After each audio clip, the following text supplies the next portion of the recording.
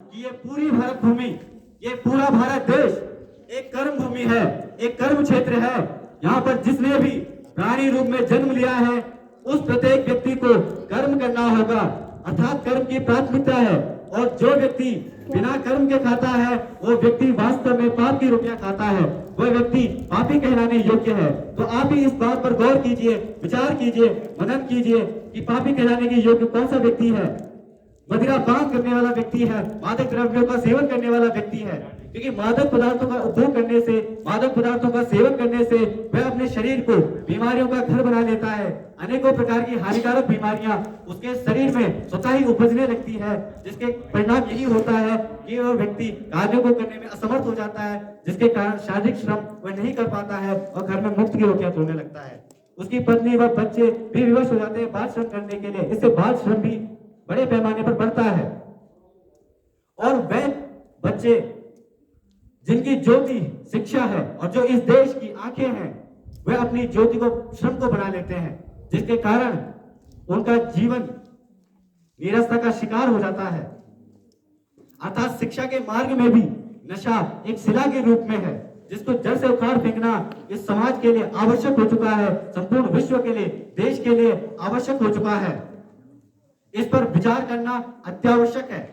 भारत देश जो कि कर्म भूमि, पुण्य भूमि माना जाता है, एक बार महान विचारक स्वामी विवेकानंद ने भारत भूमि की, भारत देश की प्रशंसा करते हुए कहा था कि इस संपूर्ण विश्व में यदि कोई ऐसा देश है जिसे पुण्य भूमि कहा जा सकता है, इस संपूर्ण विश्व में यदि कोई ऐसा स्थान है जहां प्रत्येक जीव मात्र को कर्म फल भोगने के लिए आना पड़ेगा, यदि कोई ऐसी जगह है जहां ईश्वर प्राप्ति की अभिलाषा, इच्छा रखने वाले प्रत्येक प्राणी को, व्यक्ति को आना होगा, यदि कोई ऐसी देश है, कोई ऐसा स्थान है जहां पर मानव जाति के भीतर धृति, क्षमा आदि सद्वृत्तियों का अपेक्षाकृत अधिक विकास हुआ है, तो वह पुण्य भूमि, वह पुण्य देश हमारा भारत देश है।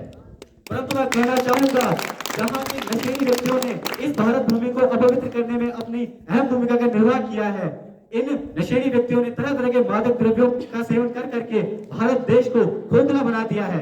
जिस प्रकार दीमक एक लकड़ी को खोखला बनाता है, उसी प्रकार मादक पदार्थ हमारे देश के विकास को बाधित करते जा रहे हैं, हमारे देश के विकास को खोखला करते जा रहे हैं। इसीलिए आवश्यकता है कि इस नशे रूपी वृक्ष को जड़ से उखाड़ कर फेंकना है, तभी जाकर हम विकास की बातें कर सकते हैं, विकास के संबंध में सोच सकते हैं, कुछ कह सकते हैं।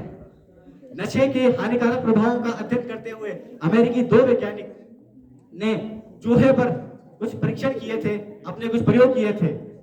उन्होंने कुछ स्वस्थ चूहों को लिया था, उन स्वस्थ चूहों में उन्होंने कुछ चूहों पर तंबाकू की स्याही का प्रयोग किया, वह कुछ चूहों को ऐसे रखा, तो परिणाम यह निकला कि जिन चूहों पर तंबाकू की स्याही का प्रयोग किया गया था उनमें से कुछ चूहे तत्काल ही मृत हो गए तथा कुछ चूहे तड़प तड़प कर कुछ समय पश्चात मृत हो गए। परंतु जिन चूहों पर स्याही का प्रयोग नहीं किया गया था वह चूहे स्वस्थ रहे। इससे क्या निष्कर्ष निकलता है? इससे यही निष्कर्ष निकलता है कि ये तंबाकू जानलेवा है, ये सारे मादक पदार्थ जानलेवा है और इन पर मनन करना आवश्यक है। धन्यवाद।